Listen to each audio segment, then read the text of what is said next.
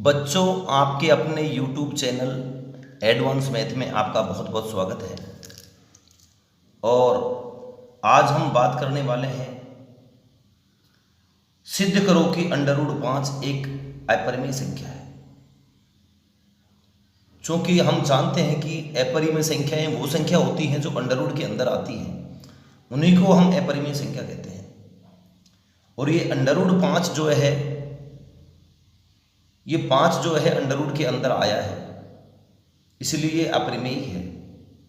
लेकिन ये तो एक परिभाषा है, हमें ये सिद्ध करके बताना है कि √5 अपरिमेय संख्या कैसे है। इस तरह के सवालों को करने के लिए हम उल्टा मान के चलेंगे। इसको हम ये मान के चलेंगे कि √5 एक परिमेय संख्या है। चूंकि आप जानते हैं कि परिमेय संख्याएं वो होती हैं जो बटे सही में होती है, जिनको हम a/b या p/q के फॉर्म में लिखते हैं, वो परिमेय संख्या होती है। तो हम इसको परिमेय संख्या मान करके हल करेंगे। क्योंकि ये तो हमें पता है कि हम गलत मान रहे हैं, क्योंकि ये अंडर वाली संख्या है तो अपरिमेय तो है ही, और आपने इसको परिमेय मान लिया। जब आप इस सवाल को करते जाओगे तो लास्ट में आपको कुछ ऐसा महसूस होगा कि यार कुछ गलती हुई है, कुछ गलत मान लिया। विरोधाभास जिसको बोलते हैं हम, विरोधाभास होगा, आपको विरोध का आभास होगा कि यार हम सवाल को जैसे लेके चले थे उस तरह का उत्तर इसमें आ नहीं रहा। तब आप लिखेंगे चूंकि मैंने जो माना था वो गलत था, ये संख्या परिमेय नहीं होकर के अपरिमेय है। बस इसी तरह जैसे कि कोई कह दे कि सूर्य पश्चिम में उगता है, और हम जानते हैं कि सूर्य पूर्व में उगता है, और आप पश्चिम में मान करके इस हल करने का प्रयास करें कि भाई सूर्य पश्चिम में इसलिए उगता है, तो लास्ट में आप गलत साबित होंगे, क्योंकि सूर्य पश्चिम में उगता ही नहीं है। क्या प्रूफ दोगे आप? कोई प्रूफ नहीं होगा। तब आप कहोगे कि यार मुझे थोड़ा विरोधाभास सा हो रहा है, मुझे लगता है कि सूर्य पूर्व में ही उगता है। उसी तरह इस सवाल की स्थिति है। चलो मैं इसको करता हूं, इसमें कुछ लैंग्वेज है उसको लिखता हूं। आप लिखोगे ये लैंग्वेज ऐसे कैसे लिखनी है, इसके विपरीत हमने यह माना कि √5 एक परिमेय संख्या है। अब आपने अपरिमेय की जगह इसको परिमेय मान लिया, उल्टा मान लिया। कहने का मतलब एक परिमेय संख्या है, परिमेय मान लिया है, तो आप इसको तब √5 को p/q, क्योंकि परिमेय का मतलब होता है जिसमें बटे सही हो, वो वाली संख्या जिसमें अंश भी हो हर भी हो। जब आपने √5 को परिमेय मान लिया है तो √5 को आप p/q, जहां q 0 के बराबर नहीं होना चाहिए, q ≠ 0 क्यों नहीं होना चाहिए? यदि q 0 के बराबर हो गया तो पता है क्या हो गया? b/0, और b/0 का मतलब होता है अनंत। 0 नीचे आते ही अनंत हो जाता है, अनंत हो जाएगा। इसलिए इसने साफ कह दिया है कि हर वाली जो संख्या है वो 0 के बराबर नहीं होनी चाहिए। तब √5 को p/q के रूप में लिखा जा सकता है।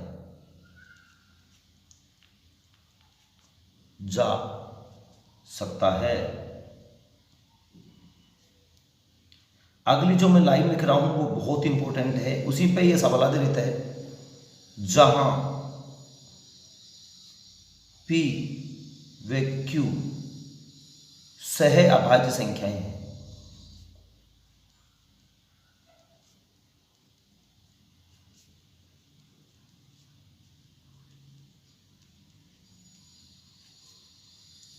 मैंने जो वर्ड सह अभाज्य लिखा है इसको देखो, p और q सहअभाज्य संख्या यही है, बस यहीं से सवाल इसी से होता है।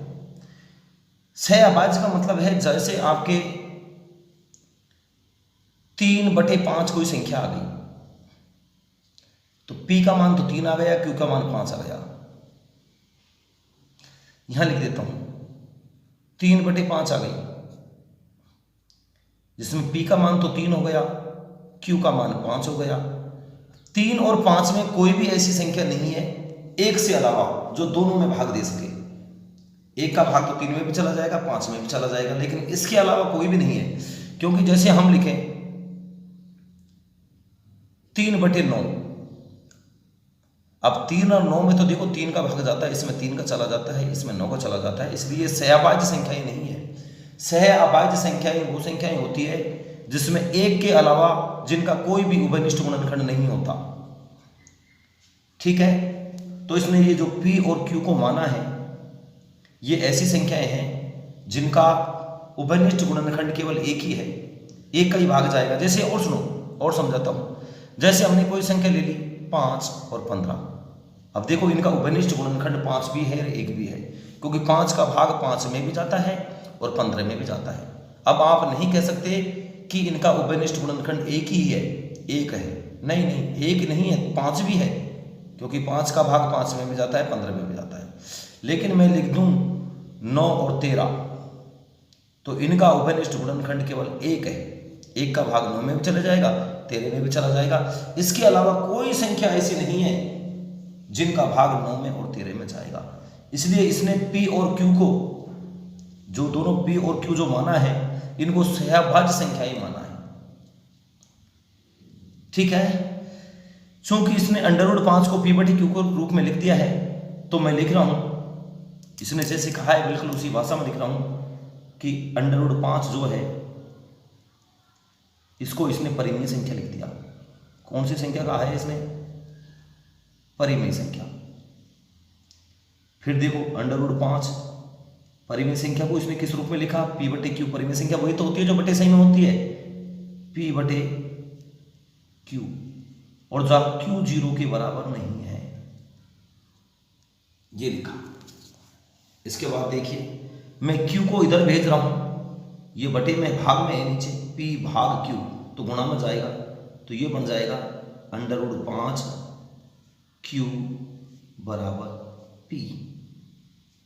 ठीक है, दोनों तरफ वर्ग करूंगा। वर्ग इसलिए कर रहा हूं ताकि इस अंडर रूट को हटाया जा सके, तो मैं लिख रहा हूं दोनों तरफ वर्ग करने पर, दोनों तरफ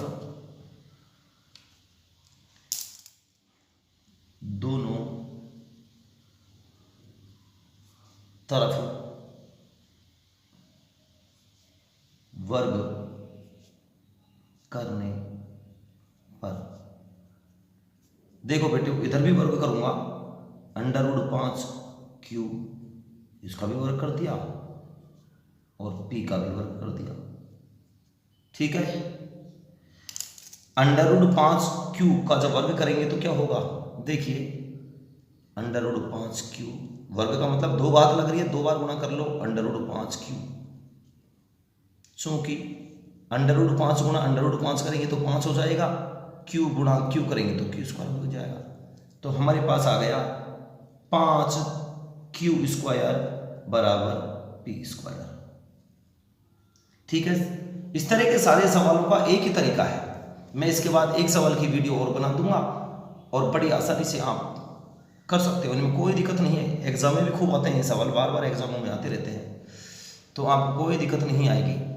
उसके बाद चूंकि 5 और Q² के बीच में गुणा का चिन्ह है, 5 को मैं भाग में भेजूंगा, Q² बराबर P²/5। ठीक है, P²/5 इतना कर देंगे आप लोग। देखिए ये कह रहा है कि जब P² में 5 का भाग दिया जाता है तो बराबर Q² आता है, कि जब आप P² में 5 का भाग देते हो तो बराबर Q² आता है। मैं थोड़ा सा इधर कर देता हूं इसको, उसके बाद भलाई नीचे ले लेंगे, यहां कर रहा हूं। P²/5 का मतलब है कि जब P² में 5 का भाग दिया जा रहा है तो बराबर उत्तर क्या आ रहा है? Q²। एक हमारे इसी प्रश्नवाली में एक अंक गणित का आधारभूत प्रमेय चलता है, अंक गणित का आधारभूत प्रमेय यहां लिख रहा हूं, और वो ये कहता है यदि P² में 5 का भाग जाएगा तो p में भी 5 का भाग जाएगा।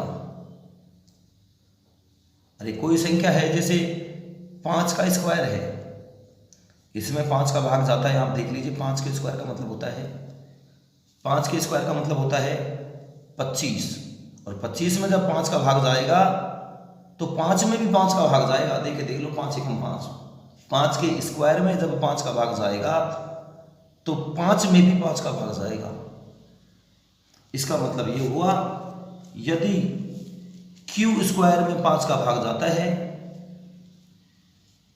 तो क्यू में भी 5 का भाग जाएगा, यदि, या फिर पी स्क्वायर में 5 का भाग जाता है तो पी में भी 5 का भाग जाएगा। इस चीज को मैं बार बार रिपीट इसलिए कर रहा हूं क्योंकि ये बहुत इंपॉर्टेंट है, आपको समझ में आनी ही चाहिए हराल में। ठीक है, देखिए जब पी स्क्वायर में 5 का भाग जाएगा, मैं लिखना पड़ेगा यहां पर आपको, जब पी स्क्वायर में 5 का भाग जाएगा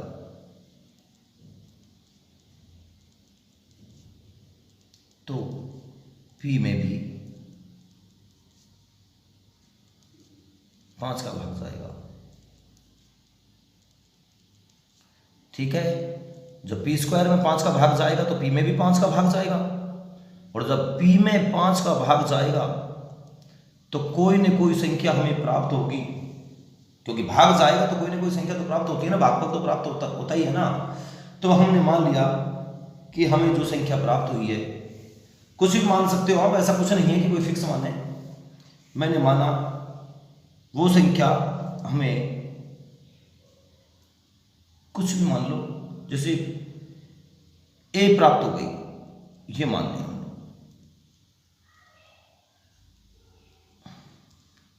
हमने मान लिया कि ए प्राप्त हुई, कि जब पी में 5 का भाग गया तो जो संख्या प्राप्त हुई वो ए हुई। हमने 5 को इधर कर दिया, P बराबर 5A। ठीक है, P बराबर हमारे पास 5A आ गया। इस संख्या को उठा करके हम इसमें मान रख देंगे, इसको समीकरण नंबर 1 मान सकते हैं भैया। इसमें इसका मान रख देंगे P बराबर 5A, तो क्या जाएगा 5Q स्क्वायर बराबर P का मान रख दिया, P के स्क्वायर लग रहा है तो हमने कर दिया 5A का स्क्वायर। इसमें रखा है हमने 5Q स्क्वायर बराबर P का मान रख दिया हमने 5A, और 5A के लगा दिया स्क्वायर, तो ये हो गया 5Q स्क्वायर बराबर 5A का स्क्वायर करेंगे तो 5 का स्क्वायर तो 25A स्क्वायर। ठीक है,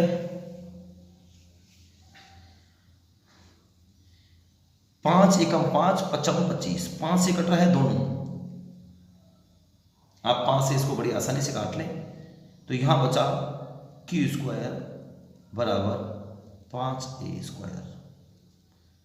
5 को उठा करके भाग में दे दो तो Q स्क्वायर बटे 5 बराबर A स्क्वायर। ठीक है,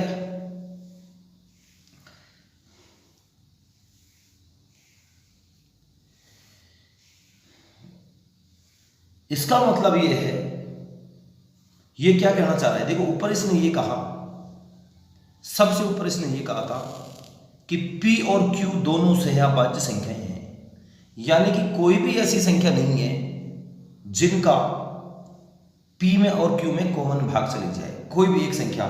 हमने सबसे पहले क्या हुआ था, इसमें P में 5 का भाग चला गया था, क्योंकि ये साफ कह रहा था कि P स्क्वायर में जब 5 का भाग जाता है तो P में भी 5 का भाग जाता है।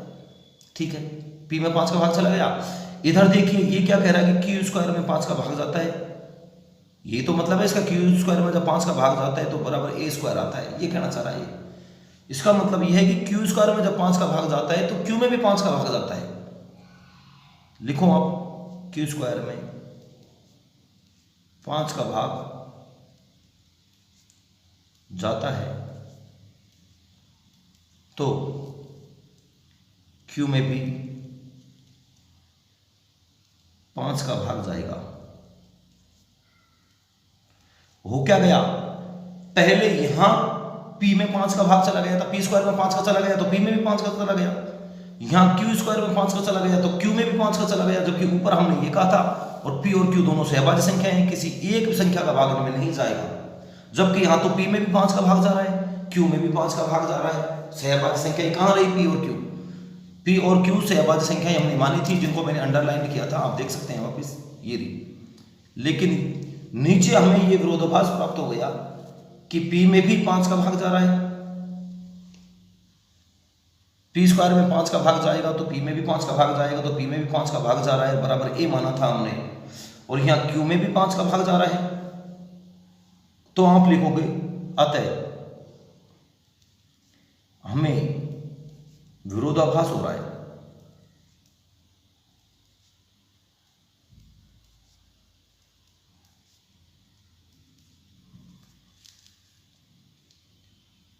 इसलिए √5 एक अपरिमेय संख्या है।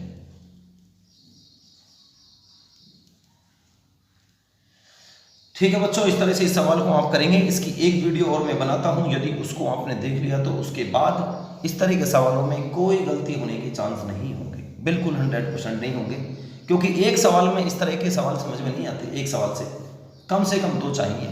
तो एक सवाल और देखें। यदि आपको मेरी वीडियो अच्छी लगी है तो आप निश्चित रूप से सब्सक्राइब करें, लाइक और कमेंट करें। धन्यवाद।